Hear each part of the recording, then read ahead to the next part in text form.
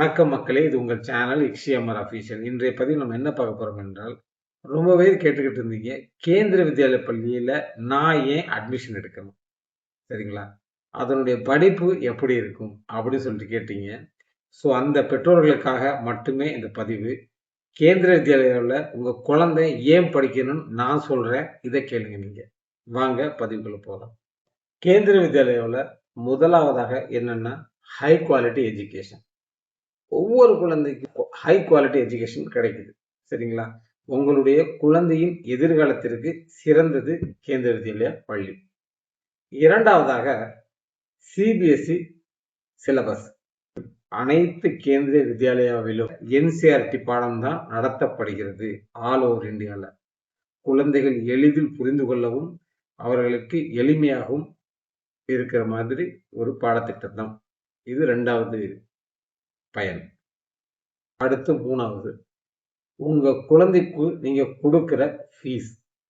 சரி, அதுலயும் ஆர்டியில் அப்ளை பண்ணிட்டீங்கன்னா பால்வாட்டிகள் இருந்து 8th வரைக்கும் எந்த விதமான ஃபீஸ் கட்ட தேவையில்லை.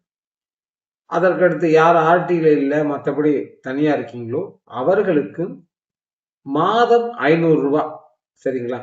அதிகபட்சம் 12ஆம் கிளாஸ் படிக்கிற குழந்தைய கூட 1050 ரூபாய் மாதம்னு வச்சுக்கோங்க.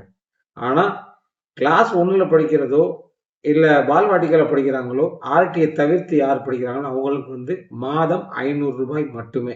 அதை 3 மாதமாக நீங்க கட்ட வேண்டும். 1500 ரூபாய். சரிங்களா? அதே மாதிரி வருஷத்துல 4 தடவை தான் நீங்க கட்ட வேண்டிய வரும். ஸோ வெளியே உள்ள சிபிஎஸ்இ பள்ளிகளை நீங்க கம்பேர் பண்ணி பார்த்தீங்கன்னா, ஸோ அதுக்கும் இதுக்கும் ஏணி வச்சாலும் எட்டாத ஒரு இது. சப்ஜெக்ட் எல்லாமே ஒண்ணுதான். இருந்தாலும் நீங்க அங்க அவ்வளவு கொடுக்குறீங்க, இங்க இவ்வளவுதான் கொடுக்க போறீங்க. ஸோ இதுக்கு இதை நீங்க தேர்ந்தெடுக்கலாம். அடுத்து டிரான்ஸ்பர் ஃபெசிலிட்டிஸ். யாருக்குன்னா, உங்க குழந்தை படிச்சுக்கிட்டு இருக்கு, ஸ்கூல் தொடங்கிட்டாங்க, ஒரு 4 மாசம் போயிருக்கு. இப்போ போயிட்டு நீங்க ஒரு பிரைவேட் ஸ்கூல்ல சேர்த்து பாருங்க, அந்த குழந்தைய சேர்க்க மாட்டாங்க. ஏன்னா சப்ஜெக்ட் போயிருச்சுன்னு சொல்லுவாங்க. நீங்க விரும்புனீங்கன்னா உங்க குழந்தைய எந்த நேரமும் எப்போயும், எக்ஸாம் நடந்துகிட்டு இருந்தாலும் சரி, எக்ஸாம் நடக்கிறதுக்கு முன்னாடி இருந்தாலும் சரி, முடிஞ்ச உடனாலும் சரி, எந்த நேரமும் குழந்தைய அப்படியே டிரான்ஸ்பர் பண்ணி கொண்டு போய் மற்ற ஸ்கூல்ல சேர்த்துடலாம், மற்ற கேந்திர வித்யாலயாவில்.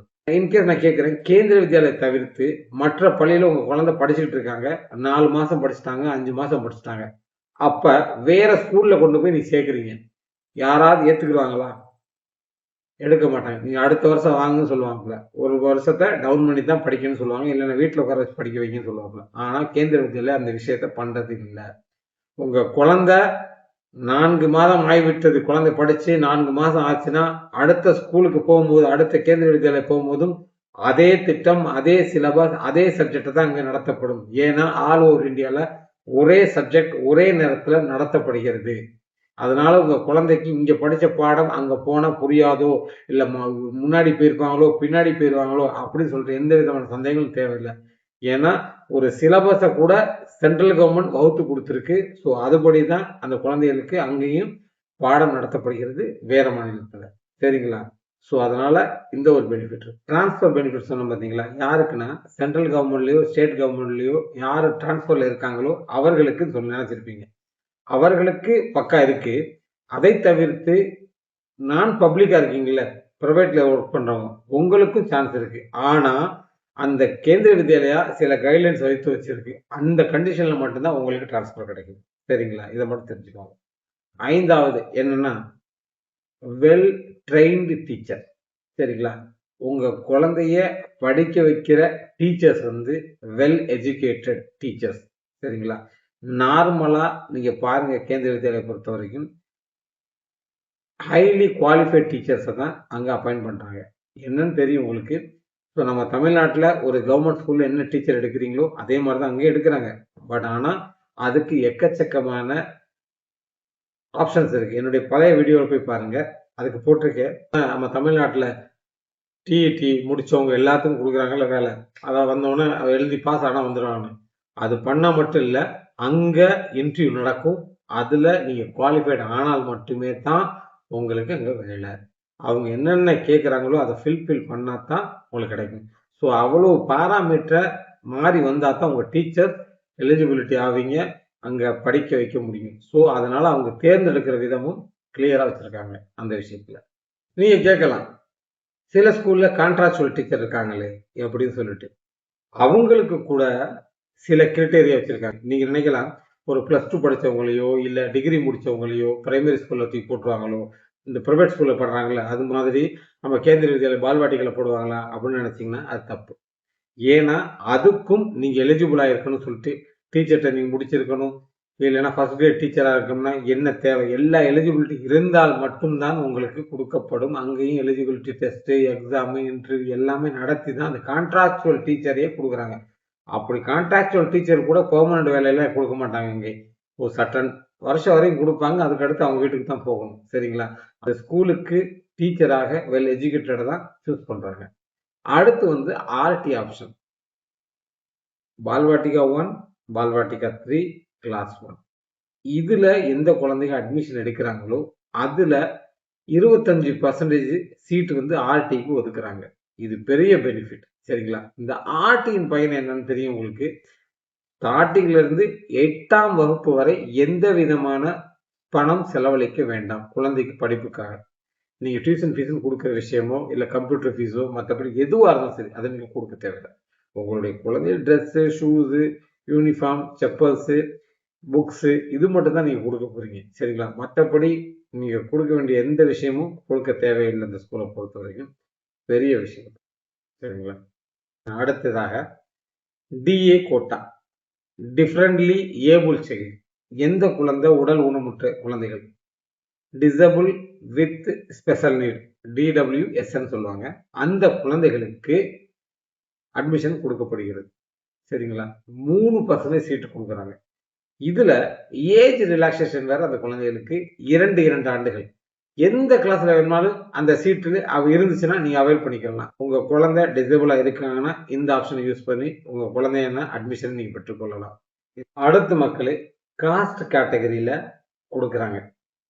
எஸ்சி, எஸ்டி, ஓபிசி, என்சிஎல் இவர்களுக்கு குடுக்குறாங்க. இன்னமும் வறுமை கோட்டில் கீழ யாராவது இருந்தீங்கன்னா அவர்களுக்கு முன்னுரிமை குடுக்குறாங்க இந்த பள்ளியில. சரிங்களா? ஸோ இந்த பயன நீங்க எங்க அடையலாம்னா, ஆர்டில அதுவுமே அடையலாம். நார்மலாவும் காஸ்ட் கேட்டகரியில நீங்க அதனுடைய பயன நீங்க அடைந்து கொள்ளலாம். சரிங்களா? நான் முன்னாடி ஒரு வீடியோ கூட போட்டிருந்தேன். எஸ்டி கேட்டகரியில ஃபில்லே ஆக மாட்டுது சில இடத்துல சீட். சரிங்களா? ஸோ தயவு செய்து எஸ்டி கேட்டகரியில யாராவது இருந்தீங்கன்னா, நீங்க பயப்படாம அப்ளை பண்ணுங்க. உங்களுக்கு கிடைக்க சான்சஸ் உண்டு. ஓகேங்களா? மத்த கேட்டகரிக்காக கிடைக்கும். சரிங்களா? அப்ளை பண்ணுங்க ஃபர்ஸ்ட்டு. அடுத்த பயன் சயன்ஸ் எக்ஸிபிஷன். உங்க கிளாஸ்ல, உங்க பாட புத்தகத்துல என்ன நடத்துறாங்களோ, அத எக்ஸ்பெரிமென்ட் மூலமாக உங்களுக்கு தெளிவுபடுத்துவாங்க அந்த குழந்தைகளுக்கு. சின்ன குழந்தைகளுக்கு ஸ்மார்ட் கிளாஸஸ் நடைபெறுது. சரிங்களா? ஸ்மார்ட் கிளாஸஸ் நடைபெறுது. டிஸ்ப்ளே வச்சு கூட காமிக்கிறாங்க. 3 விதமாக படிக்க வைக்கிறாங்க. ஒண்ணு வந்து பாடத்துல படிக்கணும். 2வது வந்து பிசிக்கல் ஆக்டிவிட்டீஸ்ல காட்டுறாங்க அதே விஷயத்த. 3வதாக ஸ்மார்ட் கிளாஸஸ் அதன் மூலமாகவும் உங்க குழந்தைய படிக்க வைக்கிறாங்க. எந்த குழந்தை 3வதுல இருந்து கன்டினியூவா படிக்கிறாங்களோ, அந்த குழந்தைக்கு அங்கேயே ஸ்டார்ட் ஆகுது கம்ப்யூட்டர் எஜுகேஷன். சரிங்களா? 3ஆம் கிளாஸ்ல இருந்தே ஸ்டார்ட் ஆகுது கம்ப்யூட்டர் எஜுகேஷன். ஸோ இதன் பயன் பார்த்தீங்களா? அடுத்து சோசியல் என்வைரன்மென்ட். ஒவ்வொரு குழந்தைகளுக்கும் இது கற்றுக் கொடுக்கப்படுகிறது. சுற்றுச்சூழலை எவ்வாறு பாதுகாக்கணும், பேணணும் அப்படின்னு சொல்லிட்டு எல்லா விஷயமானது. அத படிக்கவும் வைக்கிறாங்க, பிராக்டிகலா பண்ண சொல்றாங்க, அப்படியே இருக்கவும் தனக்கு வைக்கிறாங்க. ஓகேங்களா? ஸோ இவ்வளவு பயன் அதுலயே இருக்கு. இந்த பயனும் அதுல இருக்கு. சரிங்களா? Social environment. அடுத்த பயன் அத்லெட்டிக்ஸ். அந்த ஸ்கூல் இன்னொரு சிறப்பு அத்லெட்டிக்ஸ். ஒரு குழந்தை எந்த விஷயத்துல விளையாட்டுல கொஞ்சம் ஆர்வமா இருந்தாங்கன்னா, அந்த விஷயத்துல கூட அந்த குழந்தைய புஷ் பண்ணி விடுறாங்க. ஸோ அந்த குழந்தைகளுக்கு முன்னாடி போறதுக்கோ, நேஷனலோ, ஸ்டேட்டோ விளையாட வைக்கிறதுக்காக அந்த ஒரு புஷ் அப்ப குடுத்துக்கிட்டு வர்றாங்க. அடுத்ததாக சோசியல் கரிக்குலம். என்னன்னா, உங்க குழந்தை ஒரு பாட்டு பாடும், டிராயிங் வரைவாங்க. சரிங்களா? நல்லா டான்ஸ் ஆடுவாங்க. நாட்டுப்புற கலையோ, கிராமிய கலைகளோ. அந்த கலைகளுக்கும், அந்த மாரி விஷயத்துக்கும் ஊக்குவிக்கிறாங்க. ஒவ்வொரு ஸ்கூல்லயும் ஒரு பாட்டு ஆசிரியர் இருக்கிறாங்க. சரிங்களா? கிளாஸ் 3ல இருந்து ஸ்டார்ட் ஆயிரும் இந்த விஷயமும். சரிங்களா? ஓகே மக்களே, நான் சொன்ன விஷயம் புரிஞ்சிருக்கும்னு நினைக்கிறேன். மக்கள் கடைசியாக ஒரே ஒரு விஷயம் சொல்லிக்கிறேன். ஒரு குழந்தை கேந்திர வித்யாலயா படிக்குது. சரிங்களா? கேந்திர வித்யாலயா படிச்சா, அந்த குழந்தைக்கு மல்டிபிள் லாங்குவேஜ கத்துக்கிற சான்சஸ் கிடைக்குது. சரிங்களா? நீங்க உங்களாகவும் நீங்க குடுக்கலாம். இல்லைன்னா அந்த ஸ்கூலே குடுக்குது மல்டிபிள் லாங்குவேஜ் எடுக்க. எல்லாரும் கேட்கறதுக்கு ஒரு டவுட் தமிழ் இருக்கா? தமிழ் இருக்கான்னு சொல்லிட்டு. தமிழ் வந்து தமிழ்நாட்டுல உள்ள குழந்தைகளுக்கு இப்ப ஆன்லைன் கிளாஸ் மூலமாக 1லிருந்து 5 வரைக்கும் எடுக்கப்படுகிறது. 6லிருந்து 8 வரைக்கும் கம்பல்சரி கிளாஸ் குடுத்துக்கிட்டு இருக்காங்க. ஒரு அலைட் சப்ஜெக்ட் எடுத்தே ஆகணும். சரிங்களா? ஸோ அது அது உங்க தாய்மொழியா தமிழா இருந்தாலும் சரி, இல்ல வேற லாங்குவேஜ் நீங்க எடுக்க நினைச்சாலும் சரி, அதையும் எடுத்துக்கலாம். இவ்வளவு பயணம் உங்களுக்கு அந்த ஸ்கூல் குடுக்குது. ஸோ இந்த வாய்ப்ப நல்லா பயன்படுத்திக் கொள்ளுங்கள். இப்ப யாரும் கேட்காதீங்க இந்த விஷயத்த. கேந்திரிய வித்யாலயால என் குழந்தைய ஏன் படிக்க வைக்கணும்னு சொல்லி. நான் ப்ரௌடா இருக்கேன். என்னுடைய குழந்தைகள படிக்க வைக்கிறது சாட்டிஸ்ஃபேக்ஷனா எனக்கு இருக்கு. ஓகேங்களா? இவ்வளவு பெரிய விஷயத்த பண்றதுனால எனக்கு சந்தோஷமா இருக்கு. ஸோ நீங்களும் முயற்சி பண்ணுங்க. இந்த மாரி விஷயங்கள்ல உங்க குழந்தைகள படிக்க வைங்க. மற்றவர்கள் யாராவது வர்றாங்கன்னா, அவங்களுக்கு ஊக்குவிங்க. குழந்தைகள கேந்திரிய வித்யாலய பள்ளிகள்ல சேர்க்கிறதுக்கு. இன்னைக்கு வேணுமா நம்ம தமிழ்நாட்ட பொறுத்தவரைக்கும் 42 ஸ்கூல் இருக்கலாம். ஆனா வருங்காலத்துல டிஸ்ட்ரிக்ட் 2ன்னு ஒரு நிலை வரும். சரிங்களா? ஸோ அதுவரைக்கும் காத்திருங்க மற்றவர்களும். சரிங்களா? ஓகே மக்களே. இதுவரைக்கும் நீங்க என்னைய பொறுத்தவரை இதுவரைக்கும் அந்த ஸ்கூல்ல அட்மிஷன் எடுத்துட்டீங்கன்னா, இன்னைக்கு நீங்க அட்மிஷன் எடுத்தவர்களுக்கு வாழ்த்துக்கள். எடுக்க போறவர்களுக்கு வாழ்த்துக்கள். ஓகே மக்களே. மீண்டும் அடுத்த ஒரு பதிவில் நாளை சந்திப்போம். அதுவரை உங்களிடமிருந்து விடைபெறுவது அமர்நாத். நன்றி. வணக்கம்.